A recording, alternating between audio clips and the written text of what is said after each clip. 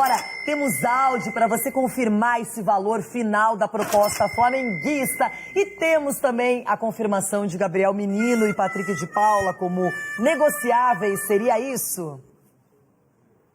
Isso, Renata, a gente fez questão até de colocar na matéria do Fanhani em relação às outras informações apuradas pelos nossos colegas, e é claro que a gente vai respeitar. A informação inicial é que o Palmeiras havia feito uma proposta, não na mesa do Flamengo, pelo que o dirigente do Mengão nos passou, de 110 milhões de reais e um jogador. E aí depois teria subido, colocado mais um jogador, dois atletas, Patrick de Paula e Gabriel Menino, principalmente, jogador que praticamente está descartado para essa sequência de temporada, precisa mostrar muito com Abel Ferreira, e mais 118 milhões de reais. O UOL postou 138 milhões. A diretoria, é bem verdade, não vai se manifestar publicamente em relação a valores, mas são esses os valores, aproximadamente aí de 120 a 130 milhões de reais que o Palmeiras de fato quer contratar um centroavante. E ó, tem mais uma informação, hein? Pode ter jogador chegando ainda esta semana, quem sabe, aqui na Academia de Futebol do Palmeiras. E eu tô falando do Fernando, até uma apuração em conjunto aqui com a Tati Tavares, que é a nossa repórter competentíssima lá do Rio de Janeiro. O Fernando, jogador revelado aqui, cria da base em 2017, foi para o futebol da Ucrânia, no Shakhtar, tem apenas 23 anos e ele já está tentando viabilizar o mais rápido possível a sua chegada ao Palmeiras. É bem verdade que não é um centroavante, é um cara que, quem acompanha a categoria de base do Palmeiras lá atrás, sabe que é um cara que joga pelos lados do campo. Mas, querendo ou não, seria um ótimo reforço para a sequência da temporada. Neste momento, pelo que a FIFA já se manifestou publicamente, os jogadores ucranianos, os estrangeiros, ficariam aqui no Brasil por um contrato de 3 meses. E o Palmeiras manifestou sim interesse na contratação e repatriar o Fernando, atacante de 23 anos de idade. Renata? Que coisa, hein? Mercado tá se agitando. Capelã, a gente vai conversar mais, logicamente, mas você falou da Tatiana Tavares, nossa repórter no Rio de Janeiro, e a Tati está chegando também para entrar nessa história. Flamengo, se vender o Pedro pro Palmeiras, vai deixar o rival muito bem armado, muito bem capacitado no ataque. E hoje, você sabe bem que tem uma rivalidade entre Palmeiras e Flamengo, não é? É uma coisa que está crescendo aí nos últimos anos. Tati, conta essa história, o lado flamenguista. O Flamengo deve ter ficado incomodado, não é, com esse assédio, mas ao mesmo tempo quer ganhar dinheiro. E agora?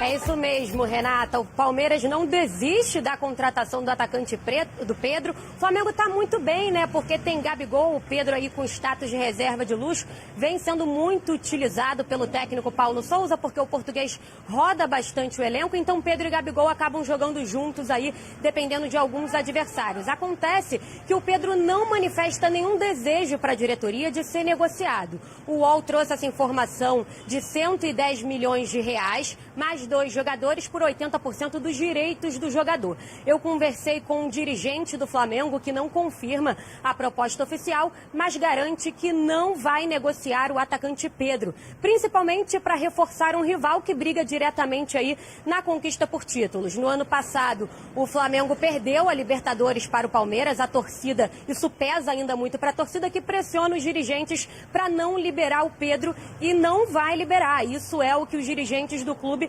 passam aqui para mim, né? Pelo menos o que eu conversei. Bom, o Pedro, apesar de ter esse status de sombra do Gabigol, é muito querido pelo torcedor, tem 107 jogos pelo clube, 44 gols e 4 títulos conquistados. Então, 110 milhões, mais 2 jogadores, não está agradando o Flamengo, não. O Flamengo não quer conversa e quem sabe o Fernando do Shakhtar seja aí um plano B para o Palmeiras. Volto com você, Renata.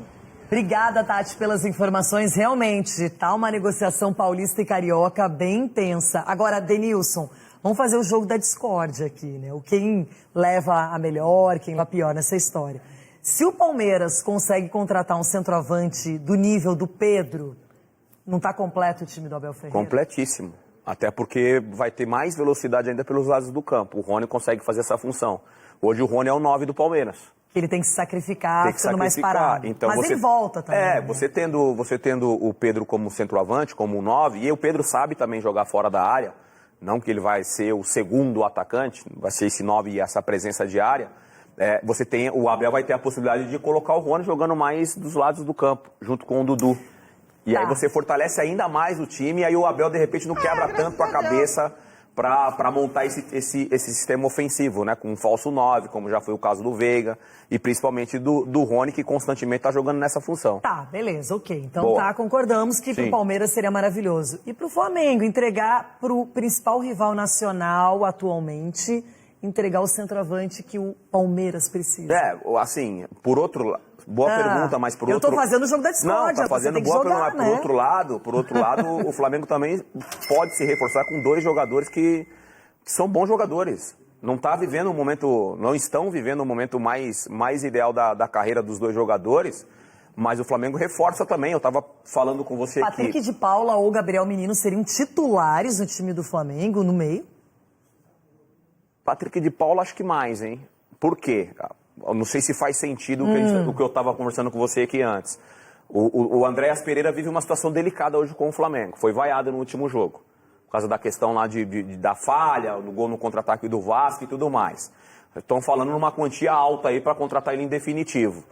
Patrick de Paula e também o Gabriel Menino, que aí um parênteses em relação ao Gabriel Menino, decidir a posição que ele joga. O Gabriel Menino acho que está meio perdido ainda. Ele não sabe se ele joga no meio, se ele joga de ponta, se ele é um lateral direito. Ele não sabe ainda. Seria importante também ele definir. Agora, possivelmente uma não contratação em definitivo do Andréas Pereira, pode ser que o Gabriel Menino e o Patrick de Paula consiga fazer essa função no meio de campo do Flamengo. A pesquisa não quer que o Palmeiras faça essa loucura, por enquanto, né? A gente vai falar muito mais sobre isso no debate, vamos lançar os 2 lados da história, Flamengo e Palmeiras, quem leva melhor, tem dinheiro, tem talento. Agora, fazia tempo que ele não aparecia. Fazia que a tempo. situação tá tão ruim no Rio Grande do Sul, além da dupla Grenal,